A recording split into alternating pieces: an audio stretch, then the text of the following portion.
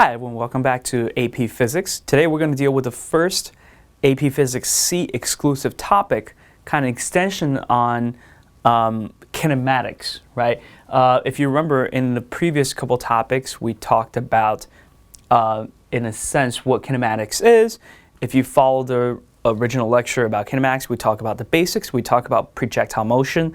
So for AP Physics C, this is kind of first deviation in terms of what kinematics topics you need to know, because it's really just integrated into calculus. And let's see how this works out. So if you look at this, we talked about a couple of things, right? We talked about displacement, right? We talk about being velocity times time, right? Or average velocity times time. And we talked about kind of acceleration being, or average acceleration being change of velocity over time. That's kind of the basics of equations that we really discovered. And I keep on using the term average, right? I keep on using the term average because I always assume, at least in physics B, you always assume it's a constant rate. It doesn't change. In reality, that's not the case, right? For instance, the best way to describe this is that if this describes your location, or this describes your location, let's do it this way, it's easier, and this is time, right? If your motion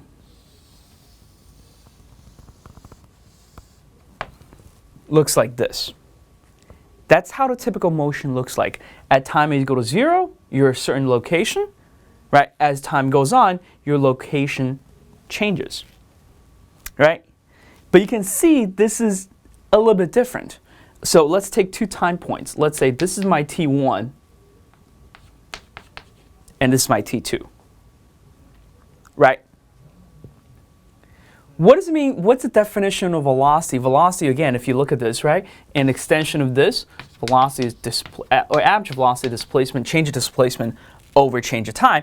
So this is your average velocity, right? And if you think about it, what we'll do to calculate this average velocity is you take this point and you take this point, right? And this point will have a certain t, T1, right? And S1.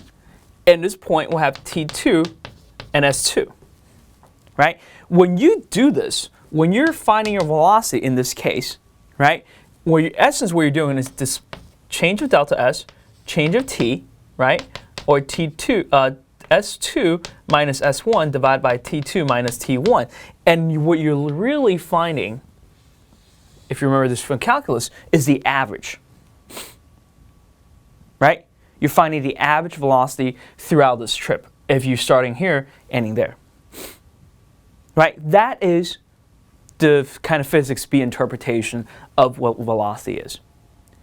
In physics C, what you're interested is this concept of instantaneous velocity. So this is your average velocity, but what about instantaneous velocity? Or in other words, I want to know the velocity at this point, I want to know the velocity at this point, I want to know velocity at this point, these 3 points. And these are what? If you think about it, these are slope of the tangent lines, right? These are slope of tangent lines. So in other words, instant velocity or real velocity, velocity at any point,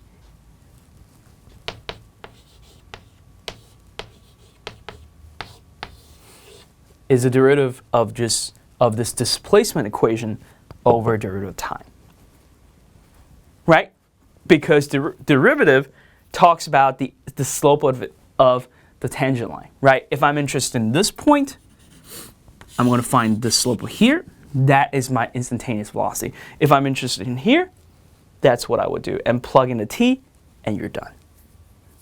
Okay?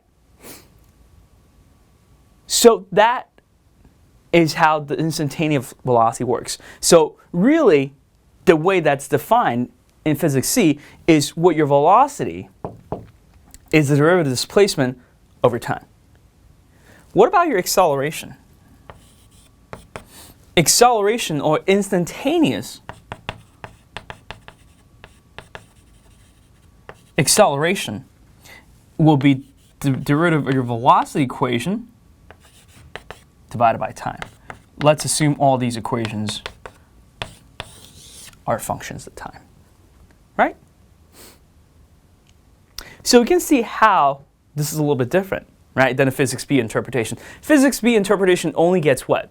Only gets the average. It's your average velocity, it's your average acceleration, but for all sorts of purposes, it might be good enough, right? But with calculus, you can go beyond the average. You can literally pinpoint every single location on this line and say, this is my velocity here, this is my velocity here, and this is my velocity there. That's my instantaneous velocity, right? And if you have an equation with, in terms of t, right, if it's displacement, you can find out the velocity, and if it's time, you can find out an acceleration.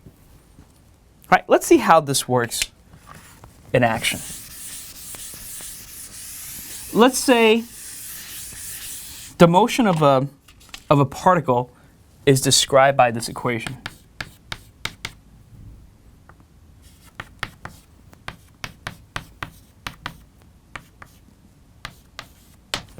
Okay? The motion of my particle is described by this equation. If you think about it, if you graph it, it probably looks like something like this, right? Nothing really fancy, but you know, t, and this is s of t, right? How do I find out the expression that describes the velocity? Well, we know that v of t is simply d of s of t dt, right? So just take the derivative of this, and if you remember your calculus, it's simply what? 10t plus 12, right? 10t plus 12. Great. Okay. What about acceleration? How do I describe acceleration of this motion? It will be what? dvt dt, which will be the derivative of this, which simply becomes 10. What kind of motion is this? If your acceleration is a constant t, is a constant 10, this is what? A constant acceleration motion. Okay? This is a constant acceleration motion.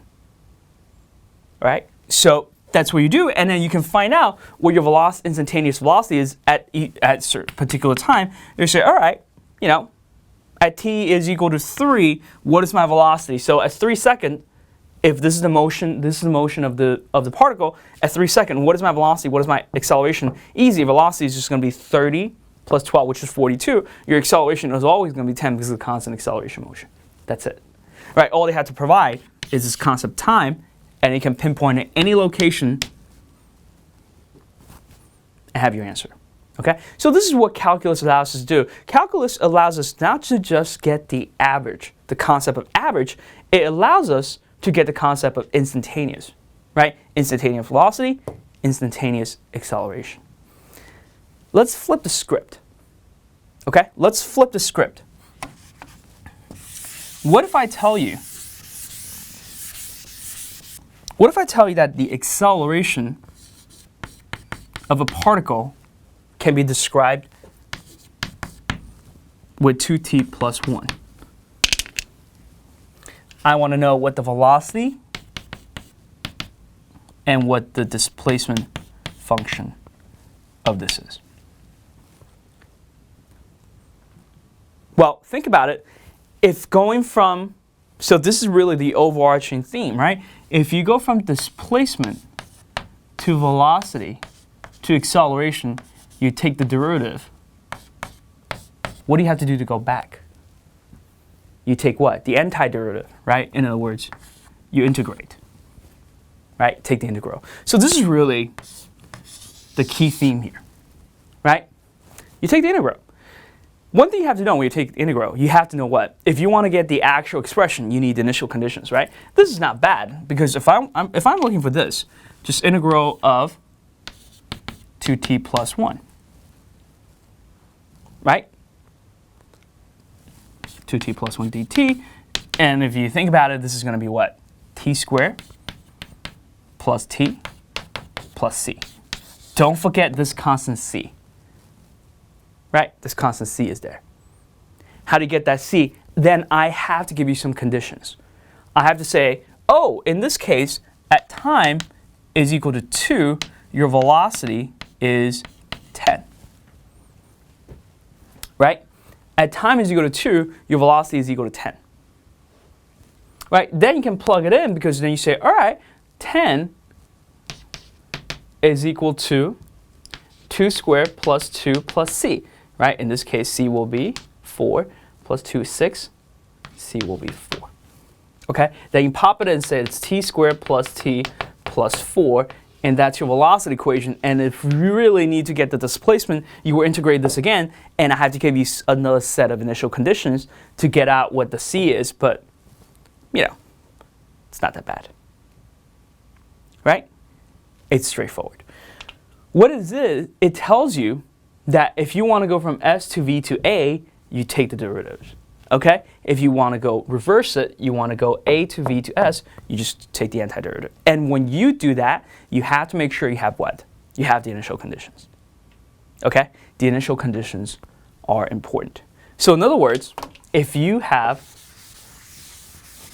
this curve